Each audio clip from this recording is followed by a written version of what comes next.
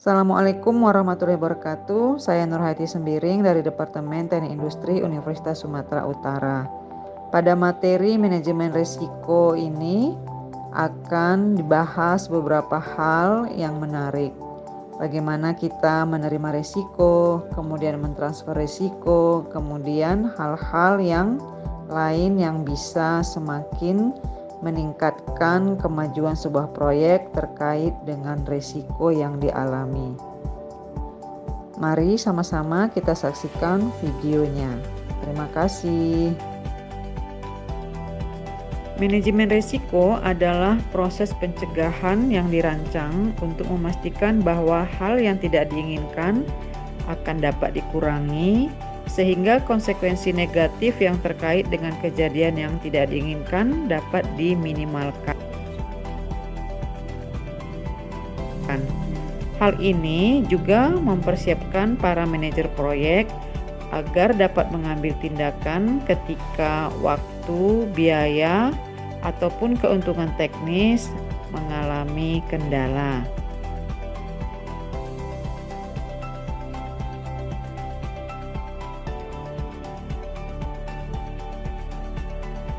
Risk identification.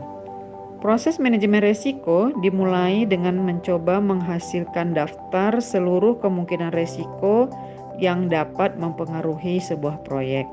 Biasanya, para manajer proyek akan bekerja sama selama fase perencanaan dengan tim manajemen risiko yang terdiri dari anggota tim inti dan pemangku kepentingan yang lainnya. Organisasi menggunakan struktur perincian risk bersama dengan struktur perincian kerja. Hal ini untuk membantu tim manajemen mengidentifikasi dan akhirnya mampu menganalisis risiko. Fokus di awal harus pada risiko yang dapat mempengaruhi keseluruhan proyek dibandingkan dengan bagian tertentu pada proyek.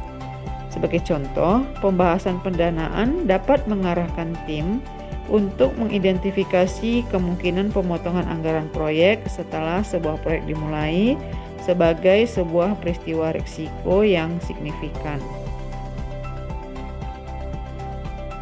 Profil risiko adalah alat lain yang dapat digunakan.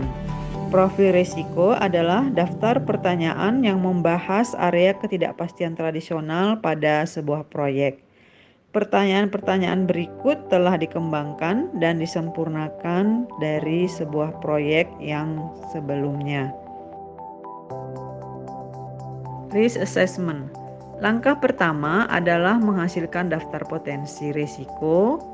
Kemudian, anggota tim menilai pentingnya setiap peristiwa risiko dalam hal yang berkaitan dengan probabilitas kejadian dan dampak kejadian.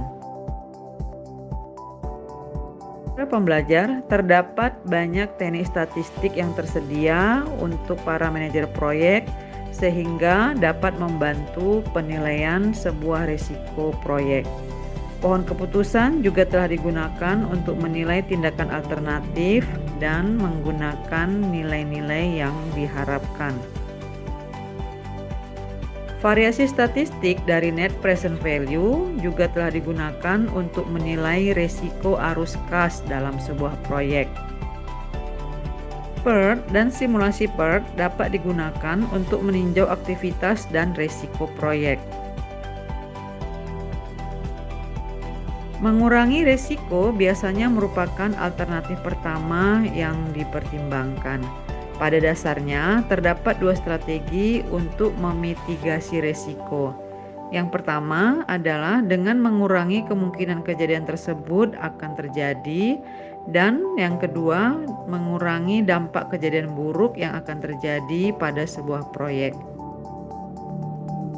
Mentransfer risiko ke pihak lain hampir selalu menghasilkan pembayaran seperti pembayaran terhadap kontraktor dan asuransi.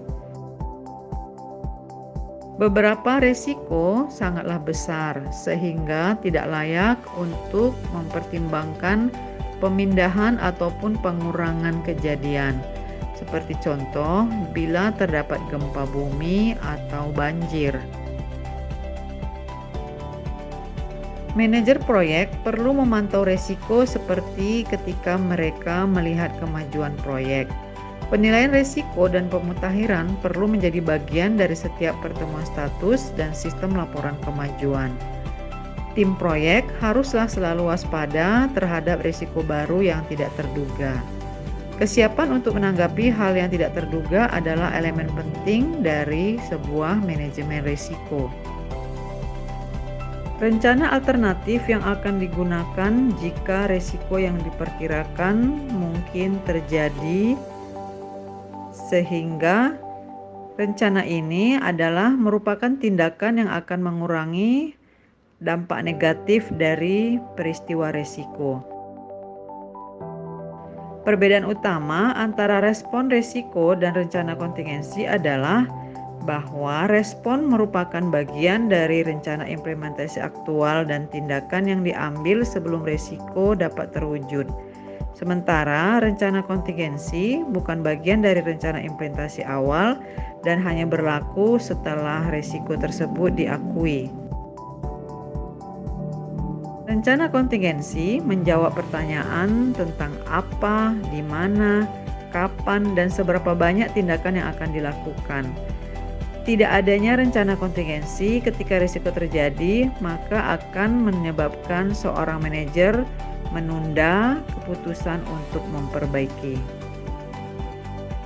Langkah pertama adalah mengidentifikasi apakah akan mengurangi, membagi, mentransfer, ataupun menerima risiko.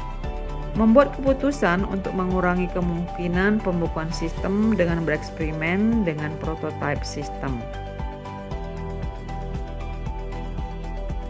Eksperimen prototype tidak hanya memungkinkan mengidentifikasi dan memperbaiki bug konversi sebelum instalasi yang sebenarnya, tetapi hal ini juga menghasilkan informasi yang dapat berguna untuk meningkatkan penerimaan.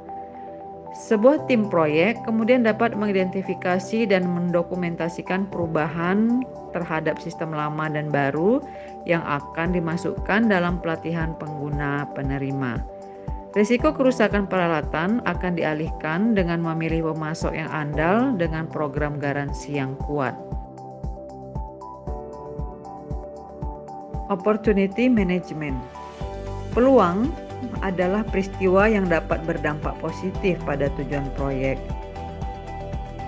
Sebagai contoh, cuaca yang tidak menguntungkan akan dapat mempercepat pekerjaan konstruksi, atau ketika terdapat penurunan harga bahan bakar, maka dapat menciptakan penghematan yang dapat digunakan untuk menambah nilai suatu proyek.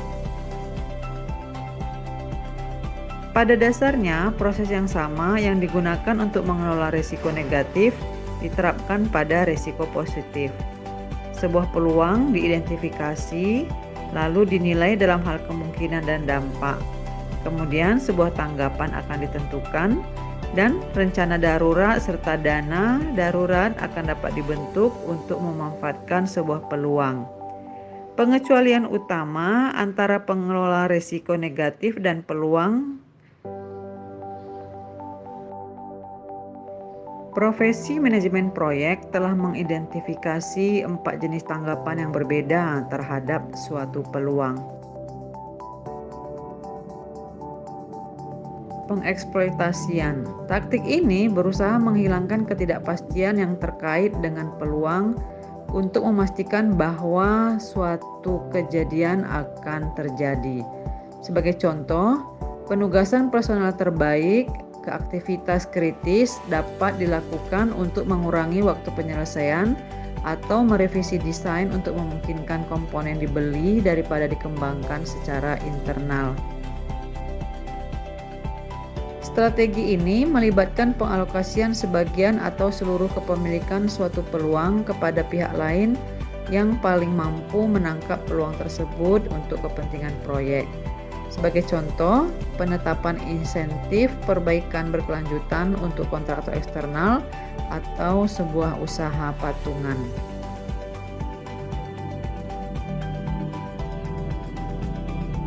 Enhance adalah kebalikan dari mitigasi dalam tindakan yang diambil untuk meningkatkan kemungkinan dan atau dampak positif dari sebuah peluang. Sebagai contoh, pemilihan lokasi berdasarkan pola cuaca yang menguntungkan atau pemilihan bahan baku yang kemungkinan besar akan mengalami penurunan harga. Menerima peluang berarti bersedia memanfaatkan jika hal tersebut terjadi, tetapi tidak mengambil tindakan untuk melakukannya. Adalah wajar untuk berfokus pada risiko negatif dan merupakan sebuah praktek yang baik untuk terlibat dalam manajemen peluang aktif. Risiko jadwal. Seringkali organisasi akan menunda ancaman proyek yang datang terlambat sampai muncul ke permukaan. Pada kondisi ini, dana darurat akan disisihkan untuk mempercepat penyelesaian proyek agar dapat kembali ke jalurnya. Mengurangi durasi proyek dilakukan dengan memperpendek atau mengkompresi satu atau lebih aktivitas di jalur kritis. Hal ini tentu saja akan disertai dengan biaya dan risiko tambahan. Beberapa rencana darurat dapat menghindari prosedur yang mahal. Sebagai contoh, sebuah jadwal dapat diubah dengan aktivitas kerja secara paralel atau menggunakan hubungan leg start to start.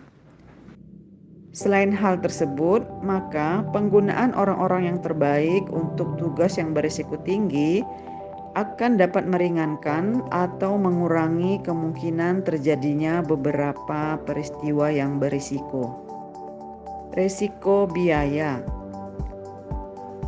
Proyek yang berdurasi panjang akan memerlukan beberapa kemungkinan untuk perubahan harga yang biasanya cenderung akan naik. Poin penting yang harus diingat saat meninjau harga adalah menghindari kesalahan menggunakan satu lamsum untuk menutupi risiko harga.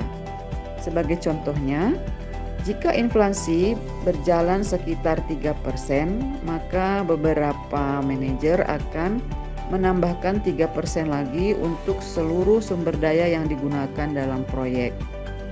Pendekatan lamsam ini tidak membahas dengan tepat di mana letak perlindungan harga yang dibutuhkan, dan ini akan gagal memberikan pelacakan serta kontrol yang dibutuhkan. Pada kondisi ini, maka risiko harga harus dievaluasi secara item demi item. Beberapa pembelian dan kontrak tidak akan berubah selama masa proyek. Hal-hal yang mungkin berubah haruslah diidentifikasi dan dibuat perkiraan besar perubahan yang akan diperoleh. Pendekatan ini untuk memastikan kontrol dana darurat pada saat proyek dilaksanakan. Resiko pendanaan. Bagaimana jika pendanaan proyek dipotong 25%? Atau bagaimana pula bila proyeksi penyelesaian menunjukkan bahwa biaya akan jauh melebihi dana yang tersedia? Maka berapa besar peluang sebuah proyek dibatalkan sebelum selesai?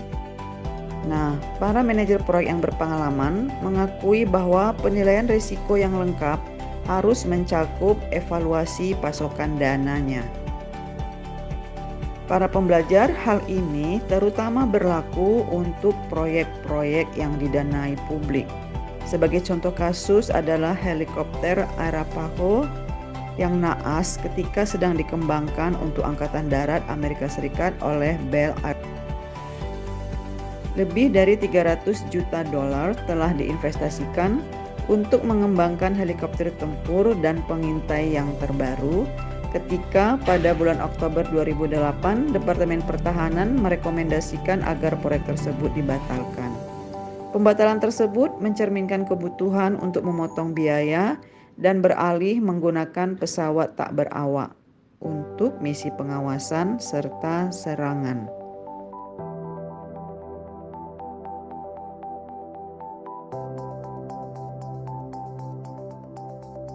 Para pembelajar, demikianlah beberapa hal yang dapat disampaikan pada video kali ini. Tentu saja ketika banyak referensi-referensi yang dibaca dan banyak video yang juga didengarkan akan menambah wawasan kita semuanya.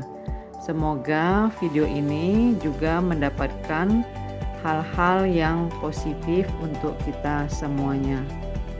Terima kasih.